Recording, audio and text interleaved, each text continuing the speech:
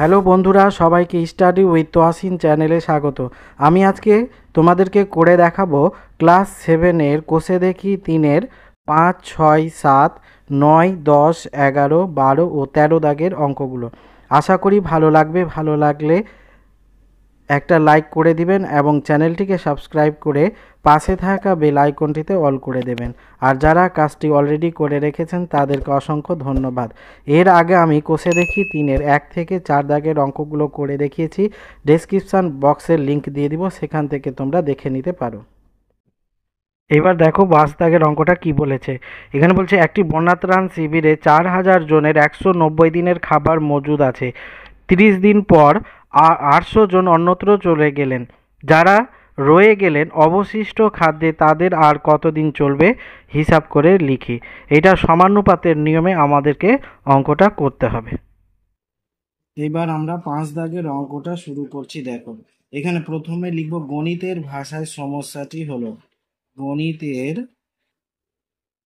ভাষায় সমস্যাটি হলো। এদিকে লিখব লোক সংখ্যা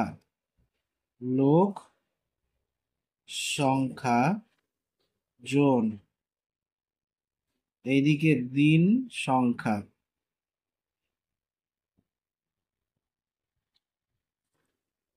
4000 জন লোক ছিল, 190 দিনের খাবার মজুদ ছিল, কিন্তু 30 দিন পর 800 জন অন্যত্র চলে গেল। তো 190 দিন থেকে 30 বিয়োগ করতে হবে, এটা হবে 160 দিন। এইবার 4000 জনের মধ্যে 800 জন অন্য জায়গায় চলে গেছে, তো 4000 থেকে 800 জন বিয়োগ করতে হবে। এটা বিয়োগ করলে হবে 3200 জন। এখানে কত দিন, দিন সংখ্যা কত ধরি, এখানে এক্স ধরে নিতে হবে। এবার সম্পর্কটা কি হবে, এখানে আমরা এবার সম্পর্কটা লিখব।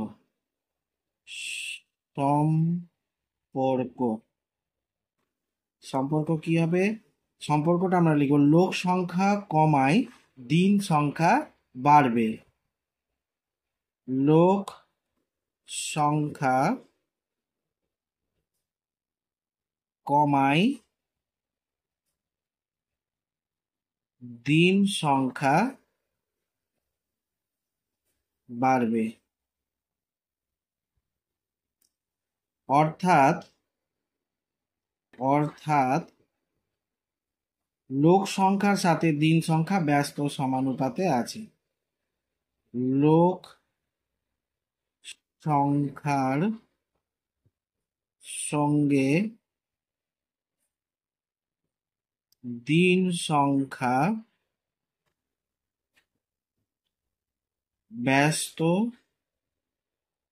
সমানুপাতে আছে।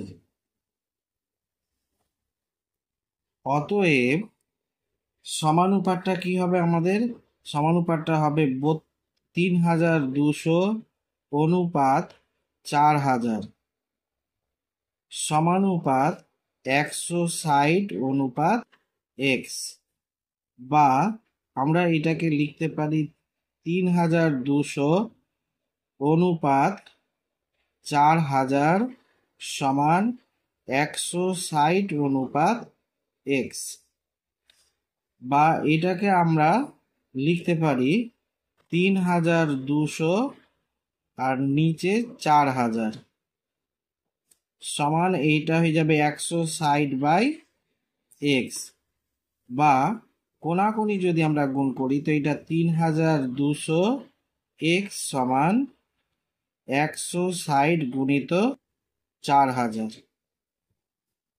বা এখান থেকে আমরা এক্স সমান বের করতে পারবো 160 গুণিত 4000 আর নিচে হবে 3200।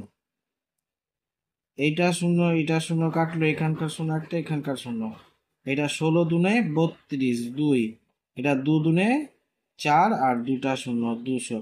অতএব এক্স সমান আমরা পেলাম 200।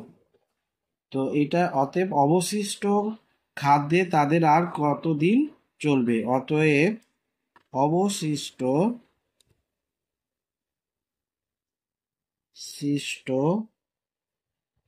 খাদ্যে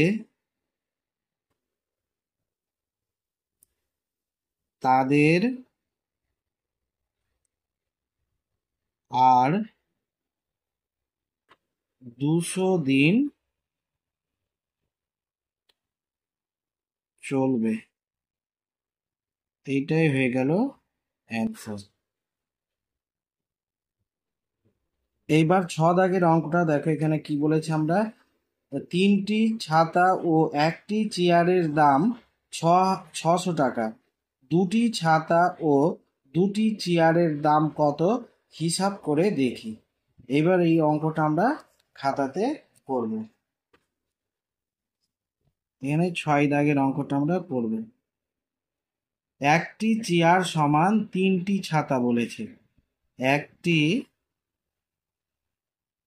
চেয়ার সমান 3টি, একটি চেয়ার সমান 3টি ছাতা। তো এবার আমরা এখানে লিখতে পারি 2টি চেয়ার সমান 3 গুণিত 2 সমান 6টি ছাতা। এবার 2টি ছাতা ও 2টি চেয়ার সমান কটি হবে? 2টি ছাতা ও 2টি চেয়ার সমান 2 যোগ 6 এতটি ছাতা সমান, এটা যোগ করা হবে 8টি ছাতা। এবার গণিতের ভাষায় সমস্যাটি হলো, আমরা লিখব গণিতের ভাষায় সমস্যাটি হলো, গণিতের ভাষায় সমস্যাটি হলো ছাতা, এইদিকে লিখব ছাতা টি আর দাম টাকা।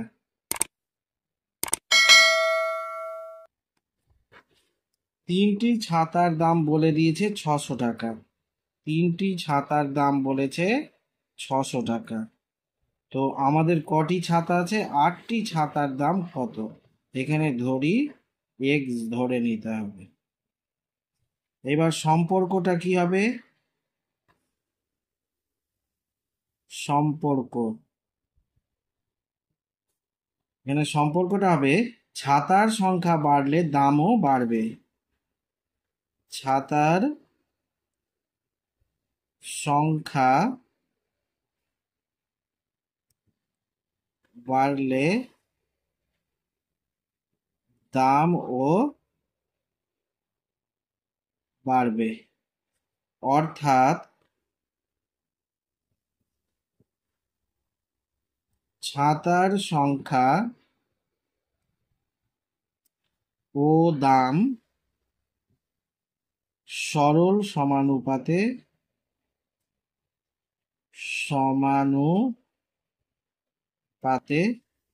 আছে।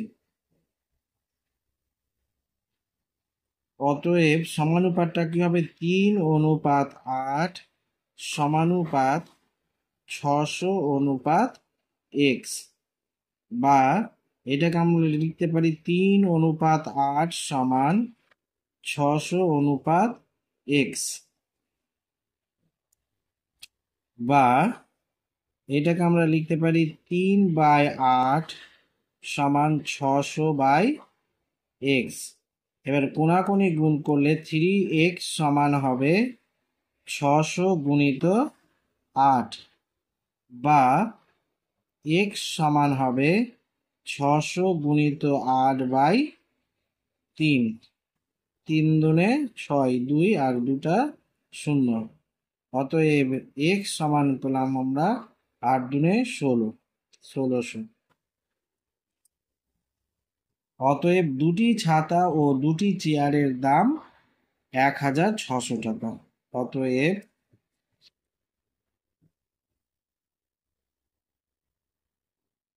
দুটি ছাতা ও দুটি চেয়ারের দাম 1600 টাকা। এইটাই হয়ে গেল অ্যান্সার। এইবার আমরা করব 7 দাগের অঙ্কটা। দেখো, বলছে আমার শ্রেণীতে আজকে আমাদের উপস্থিতি ও অনুপস্থিতির অনুপাত নির্ণয় করি। আজ ষষ্ঠ শ্রেণীর উপস্থিতি ও অনুপস্থিতির অনুপাত বের করি। দুটি অনুপাত সমান কিনা দেখি। চারটি সংখ্যা সমানুপাতে আছে কিনা দেখি। এবার অঙ্কটা আমরা শুরু করছি।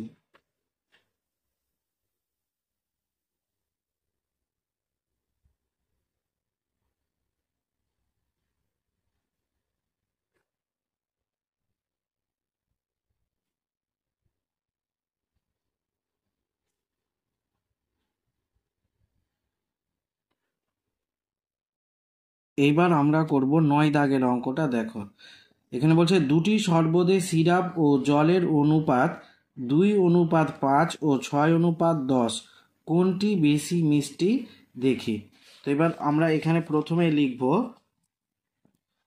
প্রথম শরবতে সিরাপ ও জলের অনুপাত। প্রথম শরবতে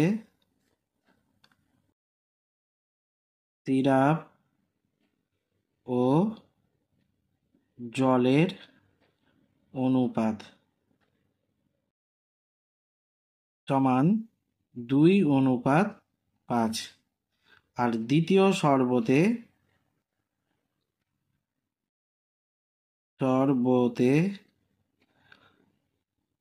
সিরাপ ও জলের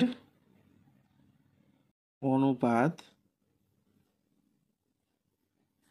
সমান 6:10।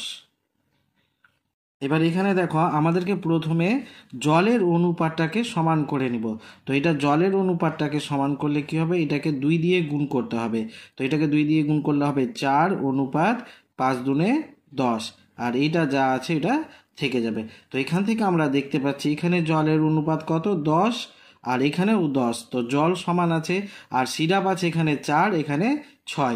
তো এইটা 6 বেশি হলো 4 থেকে, সেই জন্য আমরা লিখবো এখানে অতএব দ্বিতীয় শরবতটি বেশি মিষ্টি। দ্বিতীয় শরবতটি বেশি মিষ্টি। এইটাই হয়ে গেল অ্যান্সার। এবার আমরা করব 10 দাগের, এটা ছিল 9 দাগের অঙ্ক। এবার আমরা করব 10 দাগের অঙ্কটা। 10 দাগের অঙ্কটা এখানে কি বলছে দেখো, 10 দাগের অঙ্কটা বলছে জল জমে বরফ হলে আয়তন 10% বাড়ে।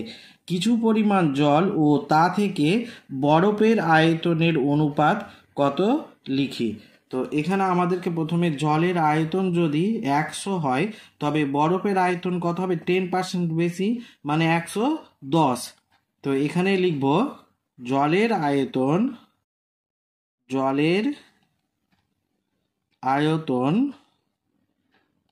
100 হলে বরফের আয়তন হবে সমান 110। এবার আমরা এখানে অতএব লিখতে পারি জলের আয়তন ও বরফের আয়তনের অনুপাত। জলের আয়তন ও বরফের আয়তনের অনুপাত সমান কত হবে? 100:110 সমান, এখান থেকে একটা শূন্য বাদ দিলে এটা হবে 10:11। এইটাই হয়ে গেল অ্যান্সার। এরপরে আমরা 11 দাগের অঙ্কটা করব।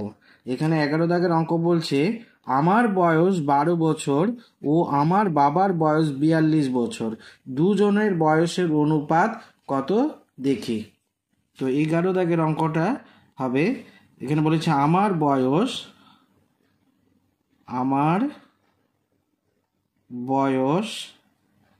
সমান 12 বছর, আমার বাবার বয়স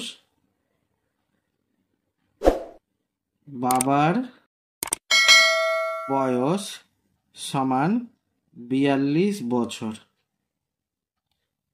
অতএব দুজনের বয়সের অনুপাত হবে সমান 12:42 সমান, এইটাতে যদি আমরা 6 দিয়ে ভাগ করি, 6 দুনে 12, 6 সাতে 42, এইটাই হয়ে গেল অ্যান্সার। এবার আমরা করব 12 দাগের অঙ্কটা। এখানে দেখো 12 দাগের অঙ্কটা কি বলছে, প্রীতমের গল্পের বই ও পড়ার বইয়ের সংখ্যার অনুপাত বলেছে 2:5। প্রীতমের গল্পের বই 4টি হলে পড়ার বই কতগুলি আছে হিসাব করি। তো আমরা এখানে দুইভাবে অঙ্কটা করতে পারবো। তো আমরা প্রথমে এক্স ধরে করে তোমাদেরকে দেখাচ্ছি। দেখো, ধরি গল্পের বই এর সংখ্যা সমান 2x এবং পড়ার বই এর সংখ্যা সমান 5x। আর এখানে দেওয়া আছে প্রীতমের গল্পের বইয়ের সংখ্যা, প্রীতমের গল্পের বই এর সংখ্যা সমান 4টি। শর্তানুসারে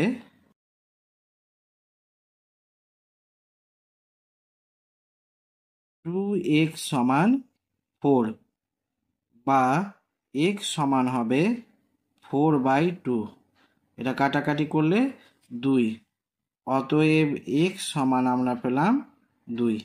এবার এখান থেকে আমরা বের করতে পারবো, অতএব প্রীতমের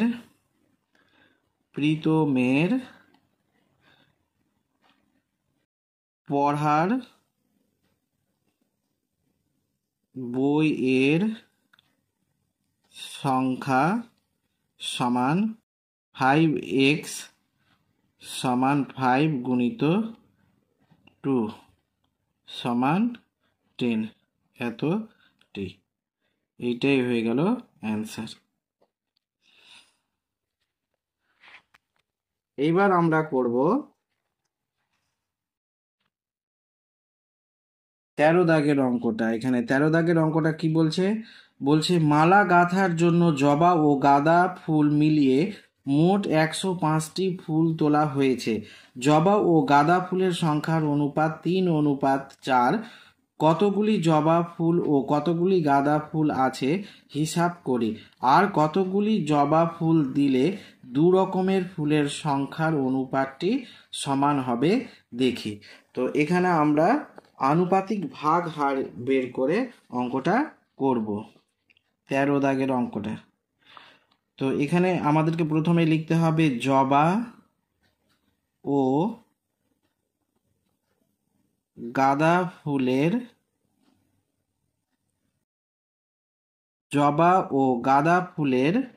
সংখ্যার অনুপাত, সংখ্যার অনুপাত সমান 3:4। এখান থেকে আমরা বের করব জবা ফুলের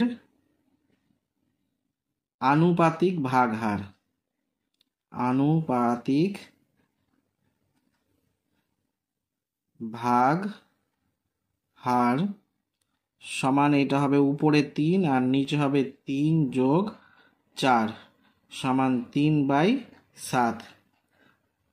একইভাবে গাঁদা ফুলের আনুপাতিক ভাগহার সমান কত হবে? এইটা হবে 4/7। আর দেওয়া আছে মোট ফুলের সংখ্যা, মোট ফুলের সংখ্যা সমান 105টি। এবার আমাদেরকে এখান থেকে বের করতে হবে জবা ফুল কতটা আছে আর গাঁদা ফুল কতটা আছে। অতএব জবা ফুল আছে সমান 105 গুণিত এর আনুপাতিক ভাগহার কত ছিল? 3/7, এতটি। এটা কাটাকাটি করলে 7, 7 একে 7, 5 7 35 সমান 3×45টি। অতএব গাঁদা ফুল আছে সমান 105 গুণিত 4/7, এতটি। এটা একইভাবে কাটাকাটি করলে 15, 4×15 = 60টি। এবার এখানে বলছে আর কতগুলি জবা ফুল দিলে দু রকম ফুলের অনুপাতের সংখ্যার অনুপাত সমান হবে। তো অতএব আর সাইড বিয়োগ 45 সমান 15টি জবা ফুল দিলে দু রকম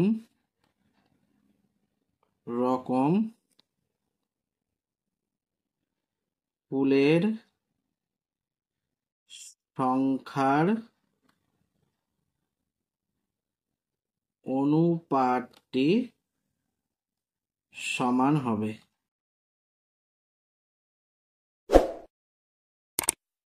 এটাই হয়ে গেল অ্যান্সার।